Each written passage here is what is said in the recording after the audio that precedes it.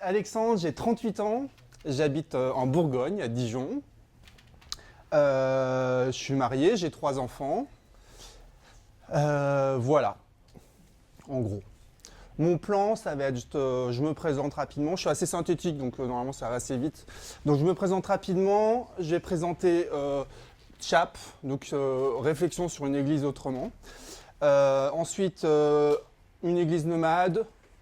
Ouais, j'utilise le terme église parce que vous êtes dans les trucs églises émergentes. Hein, je ne dirais pas ça devant des catholiques ou des protestants. Hein, bien évidemment.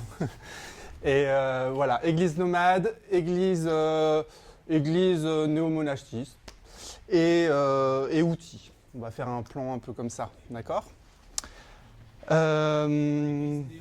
Monachisme, néo-monastique, néo-monastique, ouais. Voilà. J'essaie de rien oublier. Ok. Donc voilà, qu'est-ce qu'on va dire de tout plus? Bon, alors je suis un Français moyen lambda. Donc pas très, j'ai pas de grande famille protestante ou catholique, enfin voilà, du coup je grandis pas dans un milieu de foi, plutôt un milieu populaire. Du coup, globalement, je suis plutôt réticent par rapport à tout ce qui est spiritualité, religieux, naturellement. Et encore aujourd'hui, je lutte un peu pour. Enfin, j'ai du mal à témoigner, par exemple. Voilà. Et voilà. Ma mère, quand même, découvre la foi chez les pentecôtistes quand je suis ado. Voilà. Et je découvre la foi, du coup, chez les pentecôtistes, pendant une vingtaine d'années, à une vingtaine d'années. Beaucoup par la lecture des évangiles, voilà, qui est une forme qui est plutôt, qui ne me correspond pas, mais qui au moins touche le milieu populaire, et ça me parle. Mais rapidement, j'ai envie de découvrir le fan club de Jésus, et je découvre les différentes propositions d'église qui existent. Voilà, Voilà, et du coup, bon, ça dérange un peu le milieu d'église où je suis. Hein. Bon, je reste 2-3 ans. Hein. Cette ouverture un peu au catholicisme, aux différents libéralismes, etc. Et du coup, je suis un peu mis un peu de côté, quoi. Et voilà, bon, gentiment, hein, avec plein de bénédictions et d'amour. Et du coup, je me mets à essayer de créer d'autres choses. Du coup, je mets en place un groupe de chant de Thésée, voilà, qui rassemble plusieurs personnes. Et je m'investis dans Jeunesse pour Christ, qui est un mouvement américain d'évangélisation de la jeunesse, des soirées Pulse, prière, unité, louange, service, édification. Donc je suis président en Savoie, Haute-Savoie. Et du coup, qui réunit un peu les jeunes de différentes confessions chrétiennes. Voilà, mais du coup, effectivement, tout ce qu'on a entendu, je me sens toujours pas à ma place. Enfin, j'ai toujours, faut toujours que je fasse un gros travail culturel pour accéder à une foi collective, enfin, à vivre une foi à plusieurs en fait. Et du coup, un jour, je fais une retraite en silence et je me mets à rêver un peu, voilà, un peu donc en questionnement. Et je me mets à rêver un peu de qu'est-ce que serait pour moi l'idéal, enfin l'église idéale, on va dire, enfin qui me correspondrait parfaitement.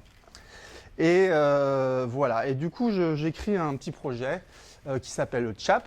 Donc, je ne sais pas s'il y a quelqu'un qui peut me projeter un truc. Le site jesusfreaks.fr. Sur internet. Et voilà. Et du coup, donc ce projet de CHAP, c'est voilà, quelque chose qui me correspondrait aussi dans un souci, on va dire altruiste, de partager l'évangile, de qu'est-ce qui pourrait correspondre à mes amis, on va dire. Que voilà, que je suis pas obligé de faire toujours une traduction d'une prédication ou d'un rite d'église qui est quand même assez, qui est assez fastidieux, voilà. Et du coup, alors CHAP, ça veut dire tribu. Donc, dans le sens où il y a vraiment un côté relationnel fort. Chrétien, bon, ça c'est facile. Hérétique. Hérétique dans le sens, on n'a pas la vérité. Dans le sens, on expérimente, on teste, on essaye. Voilà, si on nous accuse de se tromper, on avait déjà prévenu, on va se tromper. On ne peut pas nous reprocher de ne pas être honnête. Voilà. Ouais, c'est surtout le début du site, un peu pour voir l'imagerie, un peu. Altermondialiste, parce que effectivement on aspire à un autre monde, le monde du cœur ou le royaume de Dieu. Et aussi parce que je suis plutôt de tendance franchouille gauchiste. Du coup, j'avais besoin de l'exprimer, ce qui était difficile dans les milieux d'église en général. Voilà. Autogéré, dans le sens où la responsabilité personnelle est bien mise en avant. Il n'y a pas de maître à penser. Voilà, on s'auto-organise, on se débrouille, etc. Le dernier mot, c'était parpaillot.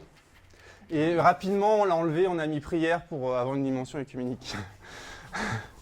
Voilà, avec donc toute une imagerie, vous avez vu un peu punk, militant, voilà. Donc ça, c'est un peu les valeurs qui apportaient et du coup que j'ai voulu mettre en place. Donc déjà, on a fait un blog, vite fait, un site internet et après une réflexion de comment le vivre finalement. C'est plutôt intéressant de vouloir essayer de le mettre en place. Alors du coup, avec ma femme, sur la question de que ferait Jésus à ma place, qui était la question du christianisme de l'évangile social du début du 19e aux États-Unis, on s'est dit, si Jésus était là, il serait avec les marginaux, avec les jeunes, et sûrement il irait de fête en fête. Donc du coup on s'est dit, et il serait nomade, il était déjà nomade, et du coup on s'est mis à acheter un camion, à vivre dans un camion et d'aller de festival en festival pour rencontrer les gens et être avec eux. Voilà. Donc au début on s'est pas dit on va évangéliser. Bon déjà on n'est pas très, je suis pas très porté à partager ma foi naturellement, en tout cas dans des mots, etc. Plus dans des actes de façon de vivre. Et voilà, du coup on s'est mis à vivre 3 ans en nomade, en camion, donc ouais c'est ça, à aller sur les festivals, à vivre simplement, on a fait la sobriété volontaire, donc on récupérait la nourriture derrière les grandes surfaces, qu'on cuisinait, qu'on proposait, et créer un espace de convivialité au milieu de ces festivals, ensuite au milieu de la rue et au milieu de squats. Voilà. Voilà, ce qui permettait de... souvent, c'était un peu les zones où il y avait des besoins relationnels, on va dire, où c'était quand même beaucoup de jeunes en errance et qui venaient plutôt pour se défoncer, on va dire. Et du coup, de créer un espace de rencontre, de bienveillance, de prière, parce que petit à petit, avec le blog, il y a d'autres chrétiens qui sont venus nous aider, qui eux avaient des dons plus artistiques ou des dons plus militants, etc. Et du coup, autour de ce camion et après de ce bus, parce qu'on nous a filé un gros bus après, c'est créé des différents pôles d'échange de livres à prix libre, d'ateliers de peinture sur visage, de chapelles. Ce qu'on appelle chapelle, du coup, c'est des espaces de création, de création de méditation. Il y a plusieurs supports artistiques ou de lecture ou de musique, etc., où les gens peuvent venir se poser, même s'ils ne sont pas croyants, ils peuvent venir se poser. Donc on a mis ça en place dans des squats, dans des lieux un peu où on n'aurait pas pu croire que l'église était présente. En tout cas, voilà, on a trouvé notre place, j'ai trouvé ma place dans l'église, avec un grand E, dans cette branche-là où il n'y avait personne sur le marché. Voilà. Et petit à petit, du coup, c'est devenu une tribu, parce que du coup, il y a d'autres chrétiens qui nous ont rejoints, ou d'autres personnes qui n'étaient pas chrétiennes, mais qui ça leur plaisait bien, de ce mode de vie-là. Du coup, on a fait un peu, on faisait des fois des petits convois, voilà, où on a mis en place des modes d'échange. On a pu aller carrément aussi dans des lieux alternatifs, donc des squats politiques, des squats des éco-villages. Découvrir différents modes de vie alternatifs qui existent en France. Et en France, on peut vraiment voyager pas mal sans faire beaucoup de kilomètres, en tout cas culturellement, et ça, c'est vraiment riche. Et voilà. Et l'idée, c'est vraiment que l'évangile, il n'y a pas de culture chrétienne ou il n'y a pas de culture bonne ou mauvaise. C'est que l'évangile, elle a besoin juste d'un support pour s'incarner, comme une graine, elle a besoin d'être plantée dans un matériel pour exposer. Et du coup, la culture d'église n'est pas mieux qu'une culture qu'une sous-culture ou une subculture ou ce qu'on veut, mais que du coup l'évangile peut s'incarner vraiment dans n'importe quel terreau, qu'elle est suffisamment subversif et forte pour voilà. Du coup, c'était vraiment ça le pari. On s'est arrêté un petit moment, on a eu une petite crise de foi quand même un moment. On s'est arrêté, on allait chez des charismatiques chez une école charismatique au Danemark, et après on a fait une fac de théologie, un semestre à la fac de théologie de Montpellier, ce qui nous a bien posé, bien aidé. Voilà. Excusez-moi. Voilà. Et ensuite, on a eu un enfant, donc on restait nomade, et on a eu un deuxième enfant. Et du coup, là, on s'est dit, on va peut-être se poser. L'hiver, c'est un peu rude en camion, en bus. Et du coup, on nous propose de reprendre un lieu. Qui était une association œcuménique de réinsertion pour toxicomanes qui avait fermé. Et voilà. Et du coup, donc à plusieurs, on rédige un petit projet d'habitat groupé. Donc toujours l'idée, l'habitat groupé, l'idée, c'est pas de créer la première communauté idéale géniale des premiers chrétiens, mais c'est vraiment d'utiliser une culture. Donc là, c'était la culture de l'éco-village, et d'y implanter l'évangile et de voir dans cette culture comment l'évangile peut s'incarner. Et du coup, voilà, on rédige un projet d'éco-village. Donc le projet est accepté, ouais. Un pas de côté. Un pas de côté. Non, c'est l'émotion en pas de côté. Ah, ouais, c'est pas de bien. Merci. Pardon. Et voilà, et du coup, on a un lieu, on a 13 hectares, on a 1000 mètres carrés d'habitables, non, 450 mètres carrés habitables, une vieille ferme en Côte d'Or. Et voilà, et du coup, qu'est-ce qu'on en fait avec ? Du coup, le but, c'est de trouver... donc là, c'est un super reportage qui a été fait par Kairos. Dernièrement, du coup, c'est juste des images en fond, mais du coup, ça anime un peu. Hein. Voilà. Et voilà, et l'idée, habiter en collectif. Donc, je vous propose de lire le prochain livre de Gabriel Monnat qui va sortir sur, sur le christianisme celtique. C'est ça, hein, c'est un projet toujours.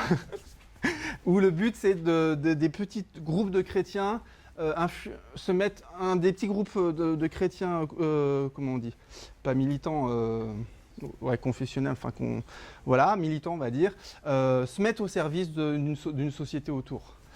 Et pour l'influencer et influencer dans le sens d'évangéliser la société, on va dire, enfin d'apporter la graine de l'évangile. Et voilà, et du coup le but c'est ça, c'est de se mettre au service des cultures du mouvement alternatif et altermondialiste de Dijon et des alentours, et plus globalement en France. Du coup, on cherche d'autres familles, donc toutes les familles qui étaient partantes au début, elles se sont désistées, parce que faut toujours le pas n'était pas évident quand même. Et petit à petit, chaque année, on trouve une nouvelle famille. Donc, habitat groupé, on est 4 familles, 7 adultes et 8 enfants à habiter ensemble.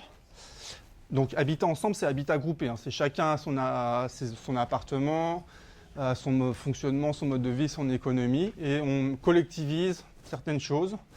On collectivise l'accueil. On fait l'accueil ensemble. On a 13 hectares de terre. Et on organise différentes façons, enfin l'année liturgique, on structure une année liturgique, donc on fait des fêtes très régulièrement. Et on a un temps aussi, donc on a un temps une fois par semaine de prise de décision. Donc on est sur une structure autogérée, enfin horizontale. Et une fois par semaine, un temps SPI qui est animé à tour de rôle par chacune des foyers. Temps de spiritualité. Et là, je vous en parlerai, parce que du coup, c'est des outils qui sont faits pour que chacun puisse vraiment partager et échanger, mais ce sera mon 3e plan, ça. C'est Marie, ma femme, qui est très belle. Donc voilà. Que dire de plus ? Donc, on se met au service de ces communautés. En se mettant au service, on les accueille. Donc on a un gîte rural de 15 places qu'on loue à prix libre auprès des associations militantes, chrétiennes, écologiques de la région. Et on a un espace Maison des Frics, on appelle ça, qui est pour les invités, pour les gens de passage. On a à peu près 1000 personnes qui passent dans l'année, qui viennent découvrir, donc soit des personnes qui sont en transition écologique, c'est-à-dire que l'habitat groupé les intéresse, l'éco-village les intéresse, yes. Et viennent découvrir, viennent vivre un petit temps. Donc on accueille aussi à prix libre. Et on met aussi en place plein de petites formations sur la communication non violente, sur la gestion de groupes, de conflits, sur une fête de Pâques aussi qui est bien intérieure, sur le christianisme alternatif à la Pentecôte. Enfin voilà, on met en place plusieurs points qui touchent plusieurs publics. Voilà, du coup dans le milieu alternatif de Dijon, autant dans le milieu anarchiste, altermondialiste, écologique, jeune, tout ça, tout le monde connaît la ferme de la Chaux, donc là où on est, parce que du coup régulièrement on fait un festival de rencontres des alternatives 1 à 3 fois par an, là c'est notre 10e édition, où du coup tous les gens qui ont des alternatives à proposer viennent et voilà, on fait une grosse fête ensemble pendant plusieurs jours. Donc ils savent qu'on est chrétien, mais après on leur bouffe pas le crâne quoi. On les accueille, quoi. On les aime, quoi.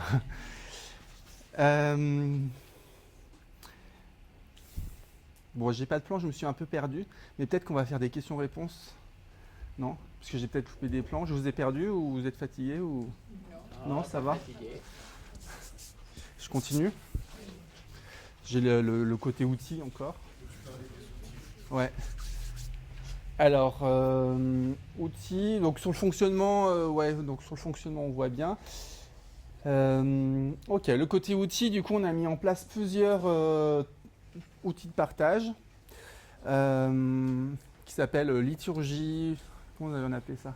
Liturgie populaire. Ah mince, j'ai perdu. Bon, on avait un nom sympa.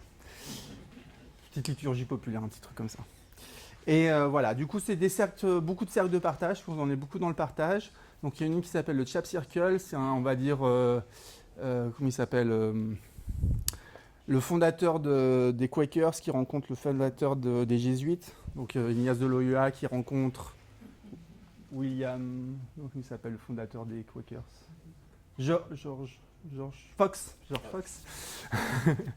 Et qui mettent en place. Du coup, c'est un temps de partage, donc c'est très rythmé et très participatif. Donc, je vous l'explique, hein, parce que on était, je trouvais que c'était dans le thème, parce qu'elle cherchait juste avant des outils qui peut être animé par tout le monde. Donc, c'est un temps de silence, une lecture de l'évangile du jour, et ensuite, c'est des temps de partage, donc autour d'un merci, d'un pardon et d'un s'il te plaît, avec un petit objet symbolique.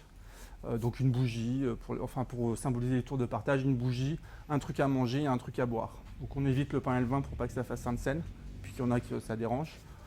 Mais on peut y mettre aussi un côté, ceux qui veulent peuvent y mettre un côté communion, quoi. Voilà, et du coup c'est des temps qui sont vraiment très riches, donc chacun prend la parole 4-5 minutes, on va dire. Donc on a pu tester ça tous les jours. Pendant le carême, par exemple, on s'était amusé à faire ça tous les jours. Et à l'animer aussi par des gens qui ne sont pas croyants. On dit toujours un merci soit à Dieu, soit à la vie, soit, quelque chose de transcendantal et du coup qui permet de vivre un temps de communion avec chacun. On utilise aussi comme outil la Lectio Divina collective. Donc c'est la lecture d'un texte et puis on essaye de lire à quatre niveaux différents. Donc le premier niveau, c'est plutôt intellectuel, c'est en quoi le texte me parle, qu'est-ce que le texte dans sa structure dit, etc. Alors de mémoire. Le deuxième, c'est comment il me parle. Bref, c'est des tours de parole avec 10 minutes de silence à chaque fois où chacun échange. Et il y a aussi on l'a mis en place. Parce qu'après, je vous partagerai toute la dimension dans outils, dans la dimension Internet, communion, réseau, on va dire. Voilà, du coup, c'est des temps de partage. Et du coup, maintenant, il y a un site Internet qui s'est monté où, si on se donne un horaire précis, on peut vivre une Lectio Divina par correspondance par Skype. Voilà. Parce que du coup, ce réseau de CHAP, donc de chrétiens alternatifs ou d'alternatifs chrétiens, je fais la différence entre chrétiens alternatifs, c'est plutôt des gens qui ont une culture d'église et qui ont des idées alternatives, donc soit politiques, soit spirituelles, etc. Soit des alternatifs chrétiens, donc ça c'est plutôt des gens qui ont une culture alternative, qui vivent dans un milieu, qui n'ont pas de culture chrétienne, mais qui ont la foi chrétienne. Donc c'est de faire rencontrer ces deux types de personnes, que chacun s'apporte. Et du coup, en francophonie, il y en a un peu partout, pas beaucoup, mais il y en a un peu partout, c'est dilué. Donc on a un groupe Facebook qui est assez actif, avec une centaine de membres, on va dire, actifs. Bon, il y a peut-être 700 membres inscrits, mais il y a qu'une centaine de membres actifs. Sur ce groupe, donc il y a beaucoup de partage d'informations, et il y a des petits groupes aussi qui se créent, comme on disait, moi je passe à Paris à telle date, rendez-vous au bar, machin. Et on se fait une chap circle. Souvent, c'est un peu sur ce mode-là. Donc, souvent, c'est dans les cafés ou dans les bars. C'est pas souvent chez les gens, mais bon, voilà, ça peut se faire partout, quoi. Et donc, voilà, il y a aussi ce côté-là. Il y a effectivement ce lieu physique d'accueil de la ferme de la Chaux où régulièrement, il y a des gens qui viennent faire des retraites.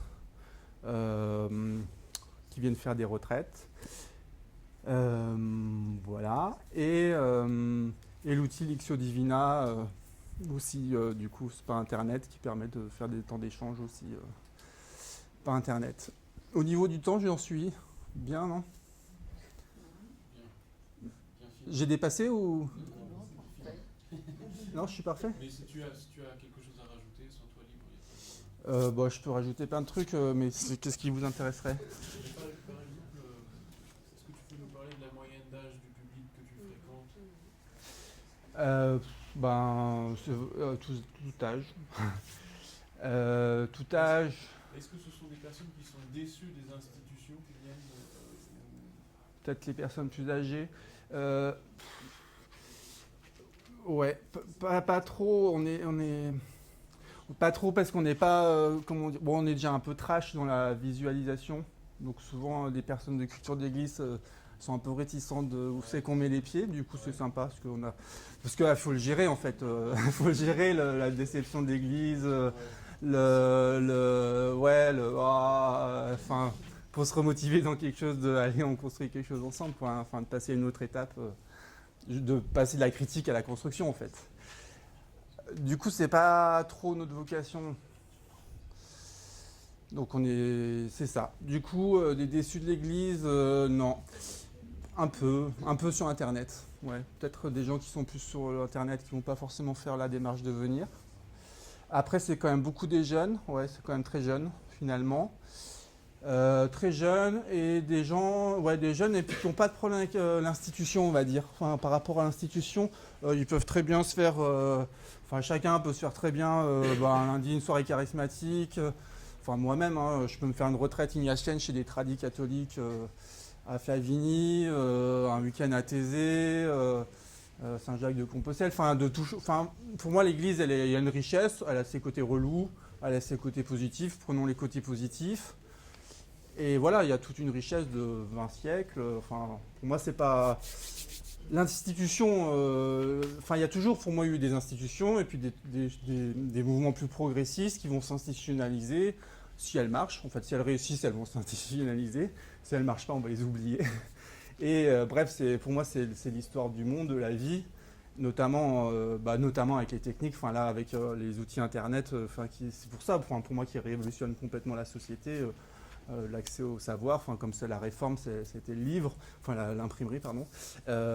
Pour moi c'est ça qui fait que dès qu'on est dans un changement de société, l'Église forcément elle doit faire tout un travail d'adaptation qu'on fait ensemble pour être toujours pertinent.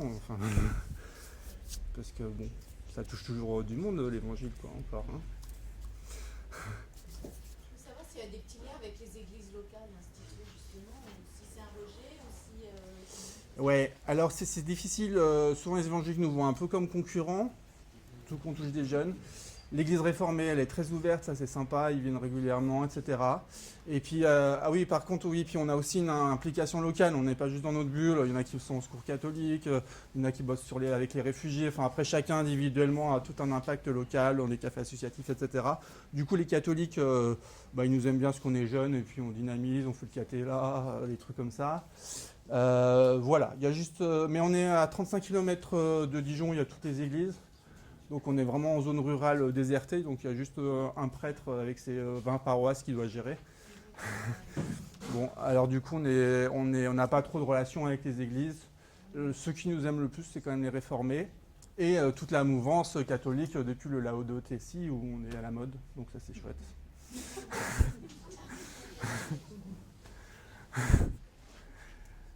Voilà. Financièrement, comment ça se passe? Financièrement, ça se passe comme dans toutes les églises, on galère à fond.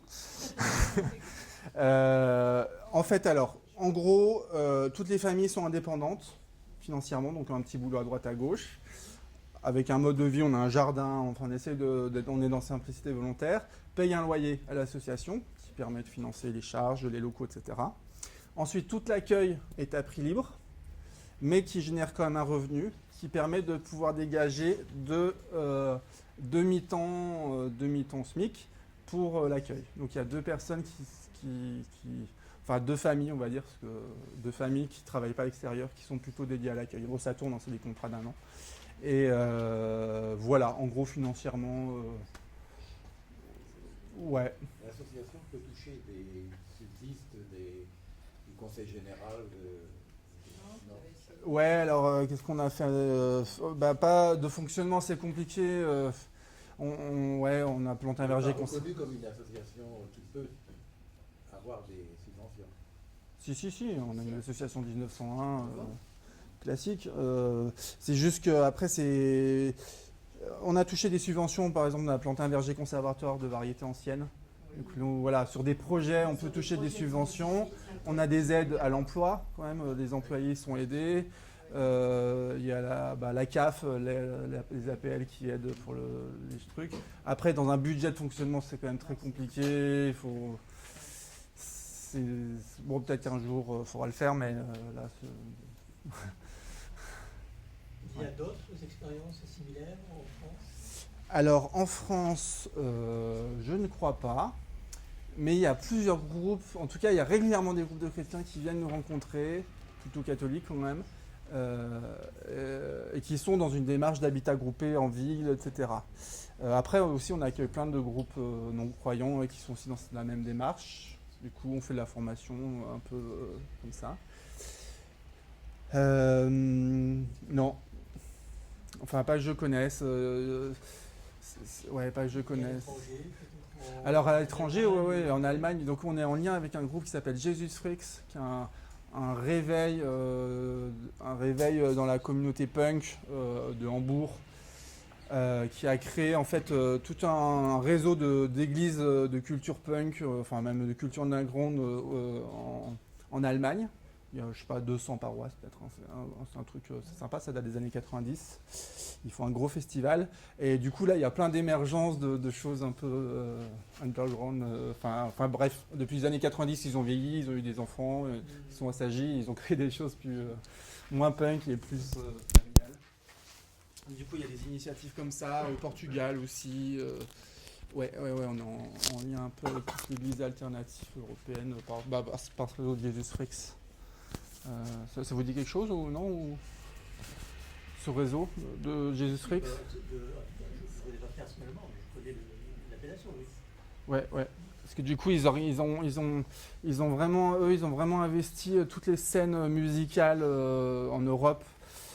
Du coup, à faire qu'il y a des groupes de chrétiens qui proposent une musique plutôt péchue, hein, plutôt hardcore, enfin voilà, et qui sont présents dans cette scène musicale. Et voilà, et qui sont bien présents et bien. C'est des gens super ouverts, très créatifs, voilà, qui organisent un gros festival chaque année de musique chrétienne alternative et qui est hyper créatif dans tous les sens du terme. Enfin, ça part vraiment dans tous les sens et c'est vraiment riche. Je sais plus combien, mais c'est le plus gros festival de culture chrétienne alternative en Europe. Voilà. Après, il parle allemand, quoi. C'est toujours un peu... ça met des barrières.